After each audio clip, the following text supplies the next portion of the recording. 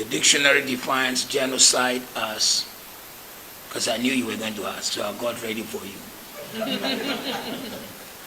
The dictionary defines genocide as the deliberate and systematic killing or persecution of a large number of people. In this video, Pastor Matthew Ashimolowo have joined other ministers of God in Nigeria to speak about the issues of insecurity as it is happening right now in Nigeria. Let's watch this video.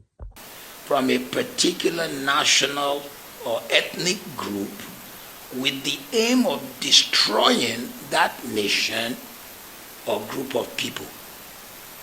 And with that definition, I'm going to turn my answers to a question or questions to the majority of you who are here today. Let me give my responsive background. I was born in 1952 in Zaria. I was born in the military barracks. I grew up in Kaduna, Zaria, Kaduna, Kano. So my answer does not come out of just newspaper, but experience. The first riot I ever experienced, with all due respect, was against people from the East. I was there during the Zaria riots when your crime was that you were Igbo. They didn't tell me, I saw it. People were being killed right before my eyes. My dad was a soldier trying to prevent it. And I remember the man coming back with a deep dent in his military helmet as the guys were screaming and walking the roads of Zaria and screaming, Tawaye. Tawaye means our eyes have opened. Following the first coup by Kaduna and Zogu, they felt their eyes had opened. So, there certainly was genocide because people were being dragged out of their house and killed. But then when it comes to the hot case on hand, is there religious genocide in Nigeria? Firstly, I'd like to say that whatever issue is in Nigeria, because it was not dealt with, it became a snake with 5 heads or more heads. And so when you are looking at each case, you need to know which head you are dealing with. Bandit is a head. Banditry is a head. Terrorism is a head.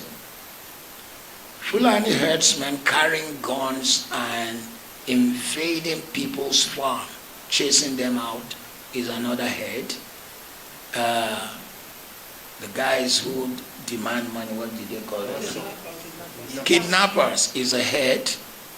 And there are many more heads. And then deliberate chasing of people away from their land and immediately putting another tribe there is a head. So, are these things happening in Nigeria or not? I'll just take you down some historical cases and I'll ask you, is it really happening in Nigeria? Maitasine, in the 70s, a man who rose and began to teach a form of Islamic cleansing that says anybody who was not of that particular belief must die. Is that not genocide? And is that fair in a secular nation? Zango Kataf. Zango Kataf, in case you don't know, what you know as Kaduna State was once including Katsina. And on grounds of religion, Katsina State was cut off because the majority of Katsina State was Islamic. And what remained as Kaduna State was majority what we call Southern Kaduna, Zango Katav, people who are, and so on and so forth. I don't want to mention all the tribes. And despite cutting and now having Kaduna State, the south of Kaduna State is 99% Christian, producing Professor Ishaya Audu, first Vice Chancellor Amadu Bello, producing General Ishaya Bameyi, producing former Deputy Governor Central Bank, Melafia. But somebody was still not satisfied and wanted their land. And particularly under the watch of a particular governor, probably 23,000 of these people died. Is it so? Is it not so? And if people of that number died, I mean, Zangu Kata, people were being hacked, cut like animals because you wanted their land and because they didn't follow your religion. Is that genocide or not? There was beheading in Kano because, what's the name of the evangelist? Reinhard Bonnke came to hold a crusade, and they said, Christian crusade is not allowed. Not only did they destroy the equipment, they cut Christians. Is that genocide or not? Deborah Samuel, a girl in a polytechnic in Nigeria, in the north, she saw on the platform of her class that people were posting religious things, and she said, hey, this platform is for our study, not for religion. They went, they killed her, and when it became a court case, 52 barristers who hold the religious faith different from hers showed up to defend the guys who killed her. Is that genocide or not? Evangelist Eunice in Greater Abuja went out 5 a.m. to do what we used to do down south here. And when we were kids, I was born a Muslim. My name is Ahmed. My mother is Aishat. My brother is Mudashir. My sister is Khadijat. My dad is Salau. But we knew people who would wake up and be waking people to prayer. That was what Evangelist Eunice did, and they hacked her to death. And then, if all that is not genocide, and if it is just religious intolerance, what happened when Melafia came out and said, I am from southern Kaduna, and 23,000 of our people died, and actually when we call people who should come and defend them, the military, the police, they don't show. It is after the people are gone that they show. And they say they have it on good record that some mysterious helicopters are coming to give these people equipment. Is that not a plan, a genocide? If you say that is not genocide, what shall we say of what's going on, particularly states in the north that are of Christian conviction? Benue State, even today's Vanguard reports Kwande local government, where people were hacked, and the plan is to chase them out, and some people come to occupy. And when I say some people, let me be bold to say Fulani herdsmen and some of the guys carrying gun come to occupy, because and I was a little kid, one of the songs on radio in the north will say, Babanka Sanshe would not food you. That song says that the whole of Nigeria is the land belonging to Shehu Danfodio. And until that is achieved, they've reached Kwara. It may be Lagos. So somebody somewhere does not want this kind of facing the reality. Is there a genocide? You will have to answer. I haven't answered any of your question yet. But let me just say, 270 girls were carried out of a school. They were all Christians. The people who carried them committed 5 crimes. 1, child molestation, because Nigeria's criminal law says that if you sleep with anyone under, is he 18? Which is the age of consent, it's a crime. They raped these girls. 2, if you carry a person against their will across border, it's trafficking. I thought we have human trafficking laws. 3, you force these people to change religion. 4, you force them into marriage. That is the 4th criminal offense. 5, some of them were violently raped. And then 6, some of them were killed. The same people who committed this crime, you said you forgave them. Who forgave them? Where were they forgiven?